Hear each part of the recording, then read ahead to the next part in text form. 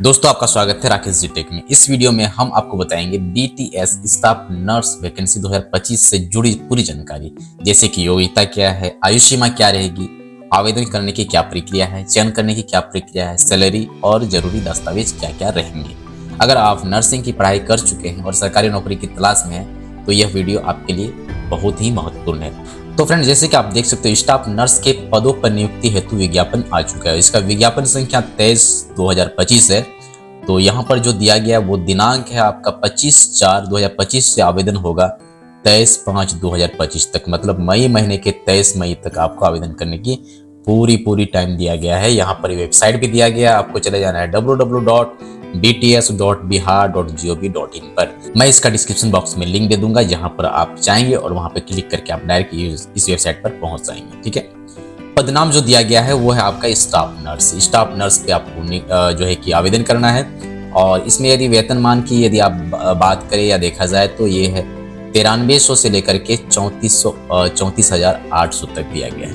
एवं grade pay आपका 4600 है और सातवें वेतन संरचना में वेतन स्तर 7 दिया गया है। तो ये सातवें वेतन का भी इसमें प्रावधान दिया गया है। दोस्तों, यदि योग्यता की बात करें तो अनिवार्य शैक्षणिक योग्यता यहाँ पर दिया गया है। मान्यता प्राप्त संस्थान से भारतीय उपचार्य परिषद इंडियन नर्सिंग काउंसिल नई दिल्ली द्वारा समय समय पर अवधारित अवधि का जनरल नर्सिंग एंड मिडवाइफरी, तो जीएनएम आपके पास में होना चाहिए। कोर्स में उत्तीर्णता एवं तत्संबंधित प्रमाण पत्र प्राप्त रहना आवश्यक है। तो जीएनएम का सर्टिफिकेट आपके पास में होना चाहिए। ये रही आपका पहला बात। दूसरी बात दिया गया यहाँ, परंतु बिहार राज्य से बाहर अवस्थित संस्थानों के मामले में भारतीय उपचार्य परिषद इंडियन नर्सिंग काउंसिल नई दिल्ली से उपायुक्त प्राप्त रहना आवश्यक है। तो यदि आप बाहर से हैं, यदि आप बिहार से नहीं पढ़े हैं बिहार के बोर्ड से, तो आप यदि बाहर से पढ़े तो क्या करना है, आपको इंडियन नर्सिंग काउंसिल में आपका रजिस्ट्रेशन होना चाहिए, जीएनएम का सर्टिफिकेट। ठीक है, इसके बाद दिया गया क्या है, नंबर सेकंड पॉइंट ये दिया गया है, साथ ही बिहार परिचारिका निबंधन परिषद, जो आपका बिहार में जो निबंधन करने का जो रहता है, पटना से निबंधित रहना भी अनिवार्य होगा। तो ये भी आपका रजिस्ट्रेशन किया हुआ रहना पड़ेगा। तो 2 पॉइंट है आपके पास में, जीएनएम का सर्टिफिकेट होना चाहिए और आप बिहार में आप क्या किए हैं, रजिस्ट्रेशन किए हैं, ये दोनों चीज आपके पास में होना चाहिए। जब ये दोनों आपके पास में हो जाए तो फिर आपको यहाँ पर जो दिया गया अपनी सीट को, ये आपके बारे में जानकारी ले लेना चाहिए ताकि आप फॉर्म को भर सकें। यहाँ नोट में दिया गया था बीएससी नर्सिंग योग्यताधारी भी आवेदन के पात्र होंगे। यदि वो चाहे बीएससी नर्सिंग के जो भी छात्र हैं तो वो भी आवेदन कर सकते हैं। पदों की कोटिवार विवरण यदि आप देखेंगे तो यहाँ पर जनरल कैटेगरी दिया गया है, आप यहाँ पर देख सकते हैं। टोटल जो दिया गया यहाँ पर आप सीट देख सकते हैं। ठीक है, दोनों सीट यहाँ पर दिया गया है, कुल सीट। और इसके लिए अलग से जो है कि राष्ट्रीय विभाग बिहार पटना के तहत में जो सीट की संख्या है 35% जो है कि महिला आरक्षित सहित है। ठीक है, यहाँ पर दिया गया, तो 35% यहाँ पर है, तो इसको 35% आप इसको मान के चलिए। यहाँ पर दिया गया, आप देख लीजिएगा, जनरल के लिए इतना सीट है आपका, और आर्थिक रूप से कमजोर के लिए ईडब्ल्यूएस जो भी होता है, और यहाँ पर अनुसूचित जाति के लिए एससी के लिए यहाँ पर है, और एसटी के लिए आप देख सकते हैं यहाँ पर दिया गया है। और यदि अत्यंत पिछड़ा वर्ग के लिए आप जाएंगे तो ये दिया गया, पिछड़ा वर्ग के लिए आपको इतना सीट दिया गया। टोटल सीट की संख्या आपका इतना है ना। तो ये सारी सीट यहाँ पर दिया गया है। अब दोस्तों हम लोग बात कर लेते हैं आयु सीमा के बारे में। तो आयु सीमा यदि आप देखेंगे तो 1/8/2024 को कैलकुलेशन होगा। आपका कम से कम उम्र जो है कि वो आपका 21 साल होना चाहिए, 21 वर्ष होना चाहिए। यदि आप जनरल कैटेगरी से आते हैं तो अधिकतम आयु सीमा आपको 37 साल है। यदि आप अनारक्षित से आते हैं, महिला है यदि, तो आप 40 साल आपको दिया गया। पिछड़ा, अत्यंत पिछड़ा के लिए, महिला पुरुष दोनों के लिए 40 वर्ष दिया गया है। अनुसूचित जाति अनुसूचित जनजाति के लिए आपको 42 वर्ष दिया गया है। तो ये चीज यहाँ पर जो आयु सीमा है उसके बारे में पूरा डिटेल्स यहाँ पर दिया गया है, और आप इसको जो है कि आप इसका इम्प्लीमेंट कर सकते हैं। आरक्षण यदि आप देखेंगे तो आरक्षण में आपको दावा वही दिया गया, ऑनलाइन आवेदन में इंकित कॉलम में आरक्षण का दावा नहीं करने पर आरक्षण का लाभ नहीं मिलेगा। तो जब आप ऑनलाइन कराते हैं तो आपको यदि आरक्षण का लाभ नहीं लेना है तो आप जनरल कैटेगरी से जाइए। अगर आरक्षण का लाभ लेना है तो फिर आप अपने जो जाति आय निवास बना हुआ है आपका, उसी जाति के हिसाब से आप अपने आरक्षण के लिए दावेदार घोषित करेंगे। ठीक है, दावेदार के लिए आवेदन करेंगे। अनुसूचित जाति जनजाति जो भी है आप लोग को चाहिए होगा जाति प्रमाण पत्र और अस्थायी निवास मूल प्रमाण पत्र आपको चाहिए होगा। तो जाति निवास ये दोनों आपको बना के रखना होगा। उसी प्रकार से यहाँ पर देखिए क्रीमी लेयर जिनका भी है, पिछड़ा वर्ग, अत्यंत पिछड़ा वर्ग के लिए, ये सारा जिनको भी जो भी रिक्वायर्ड होती है आप सभी को पता है, वो चीज आप बना के रख लेंगे। अब दोस्तों देख लेते हैं क्या कि आवेदन करने का शुल्क क्या है। जो आवेदन करने का शुल्क, ये ऑनलाइन आवेदन करने के लिए शुल्क निर्धारित किया गया। सामान्य, पिछड़ा, अत्यंत पिछड़ा, आर्थिक रूप से कमजोर सभी के लिए 600 रुपया है। प्लस जो है कि यदि आप कैफे से ऑनलाइन करवाते हैं तो उसमें 100 जो भी चार्ज लगता है वो चार्ज आपको देना पड़ेगा साइट से, ठीक है। अनुसूचित जाति, अनुसूचित जनजाति के लिए जो बिहार के अस्थायी निवासी उनके लिए 150 रुपये का प्रावधान है।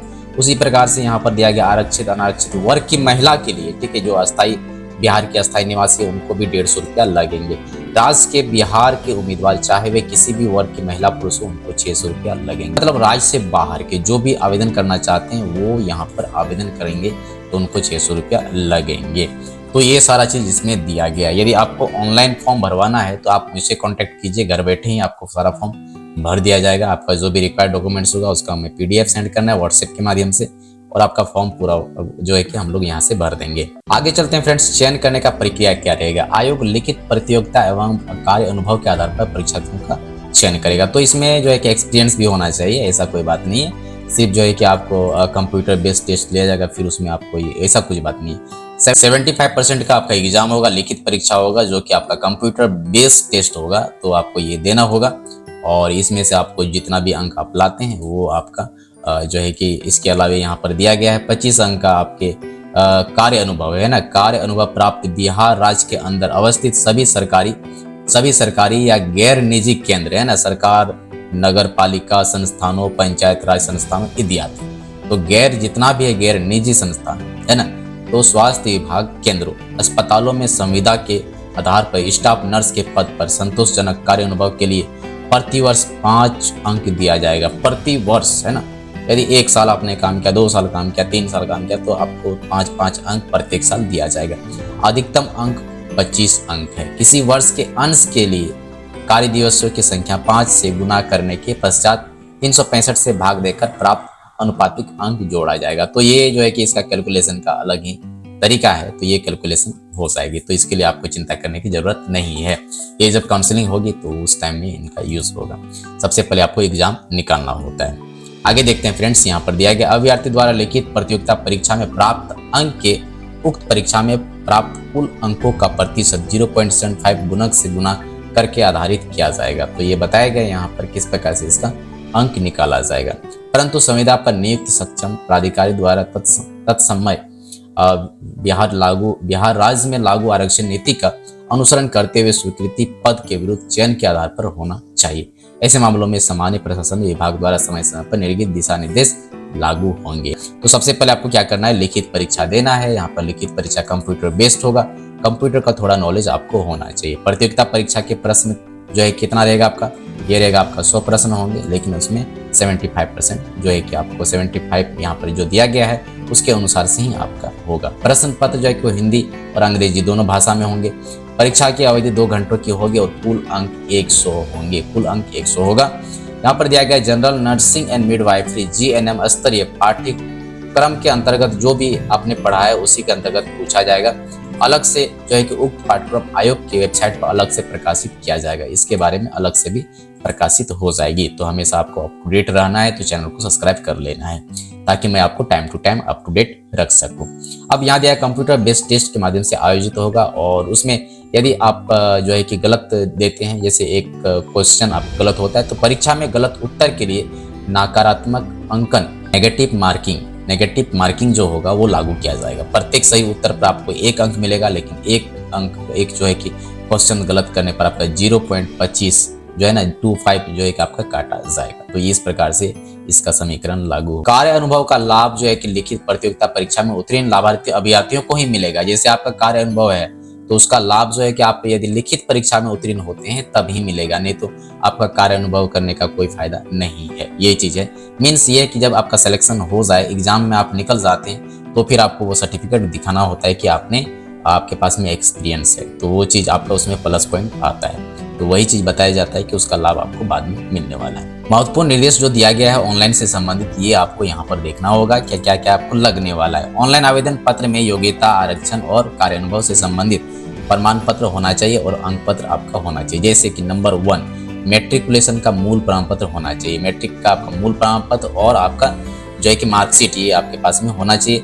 मान्यता प्राप्त से आपका जीएनएम या बीएससी नर्सिंग का अंक पत्र एवं मूल प्रमाण पत्र यानी कि आपके पास में जो सर्टिफिकेट है वो, और जो है कि आपके प्रोविजनल सर्टिफिकेट है ना, औपबंधिक प्रमाण पत्र ये होना चाहिए। तो क्या क्या होना चाहिए? अंक पत्र होना चाहिए, मूल प्रमाण पत्र और आपका प्रोविजनल सर्टिफिकेट। ये 3 चीज आपका जीएनएम से रिलेटेड या बीएससी नर्सिंग से रिलेटेड होना चाहिए। इसके बाद क्या दिया गया? बिहार राज्य में आपको क्या होना चाहिए? यहाँ पर भी रजिस्ट्रेशन होना चाहिए और इसका भी प्रमाण पत्र आपको मिलना चाहिए।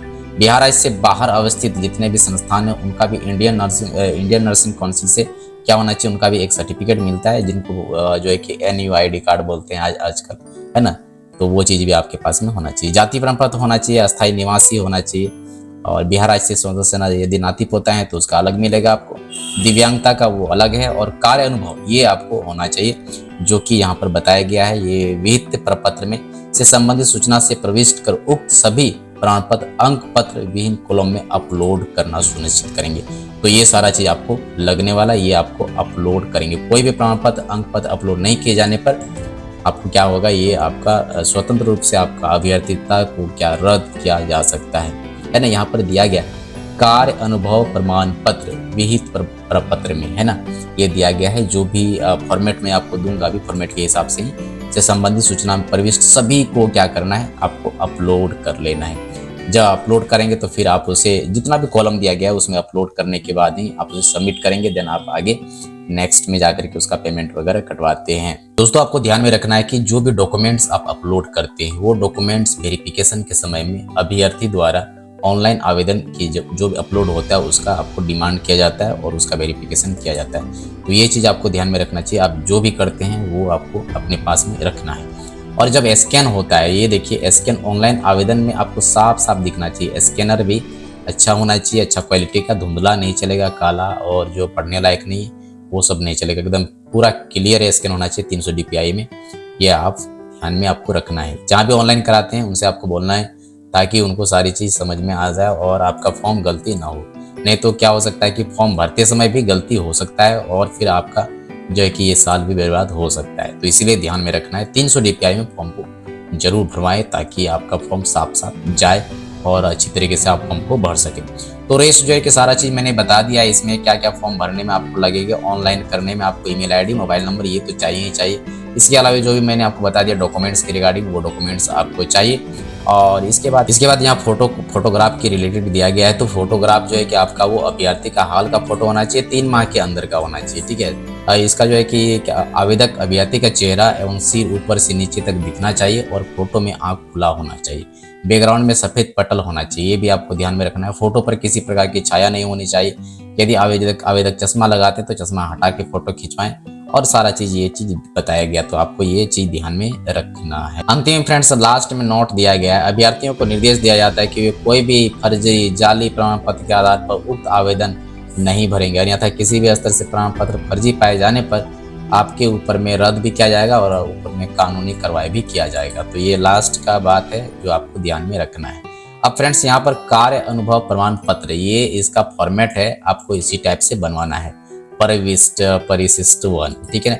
संस्थान, कोई भी संस्थान होना चाहिए। कार्यालय के लेटर हेड में निर्गत होना चाहिए। जो भी जहाँ भी आप काम करते हैं संस्थान का, वहाँ का लेटर पेड यहाँ पर लगेगा। कार्य अनुभव प्रमाण पत्र, यहाँ पर जो ज्ञापन संख्या है वो देना है, जो मैंने अभी बताया आपको 23/2025 ऑब्लिक दे करके दिनांक आपको निर्गत करने का डेट देना है।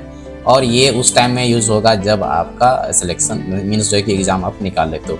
प्रमाणित किया जाता है कि श्रीमती सुश्री पिता, है ना, पता, जो भी एड्रेस वगैरह पूरा दिया जाएगा।